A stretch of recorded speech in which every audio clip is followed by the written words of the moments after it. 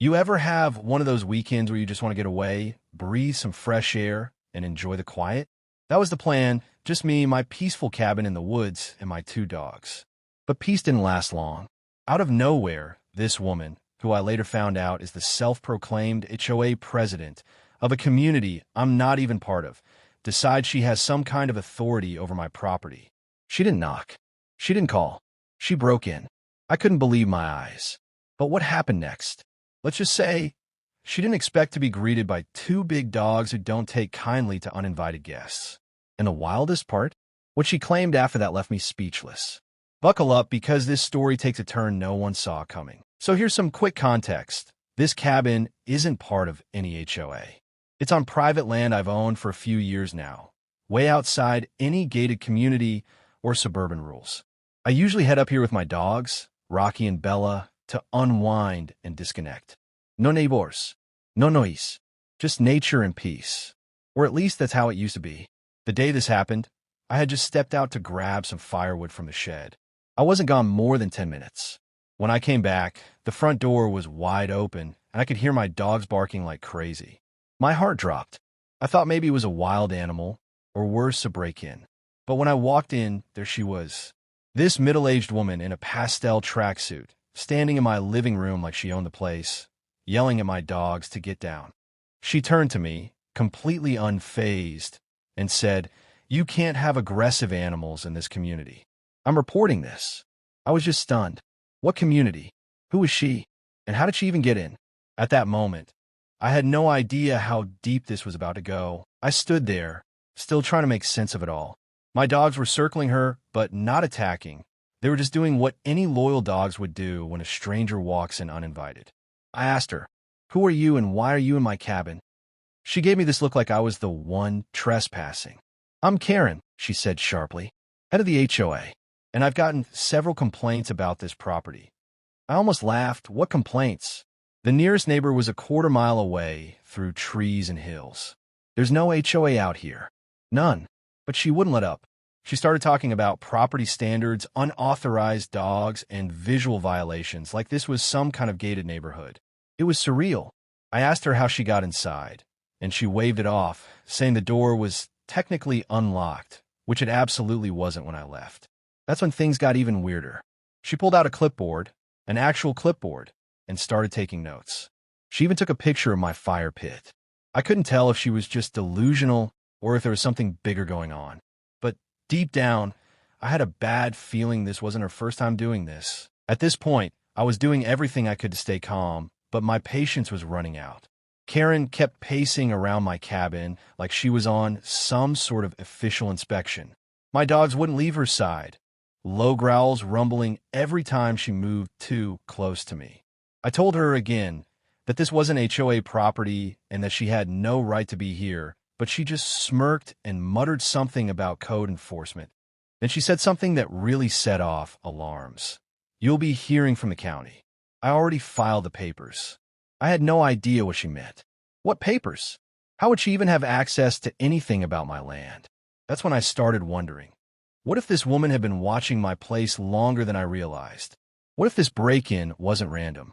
I stepped outside to try and get a signal and call the sheriff, but my phone was dead. Not low battery, just off. I swear I had charged it before heading out. I went back inside, and Karen was gone. Just like that. No sound, no warning. But the front door was still open, and her clipboard was sitting on the table, with a map marked in red ink. I stared at that clipboard, heart racing. The map wasn't just some random sketch. It was a detailed layout of my land. Property lines, hand-drawn notes, and spots circled in red. One circle was around my fire pit, another near the back shed, and the third, my well. I hadn't told anyone about that well. It's been there since I bought the cabin, sealed up and unused. So how would she even know about it?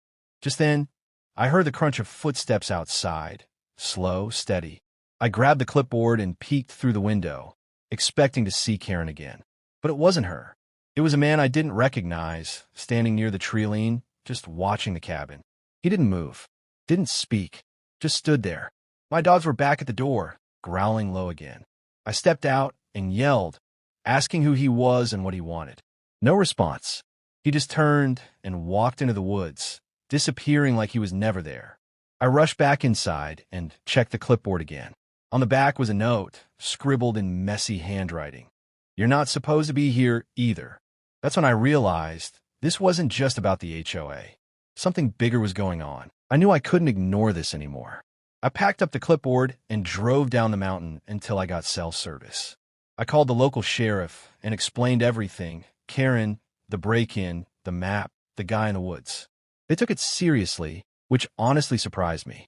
Turns out, I wasn't the only one who'd reported strange activity in that area. A few other cabin owners nearby had similar run-ins with a woman matching Karen's description, claiming to be from an HOA that didn't actually exist. The sheriff met me at the property the next morning. We walked the land together, and when we got to the old well, something fell off. The ground nearby looked disturbed, fresh dirt, like it had been dug recently.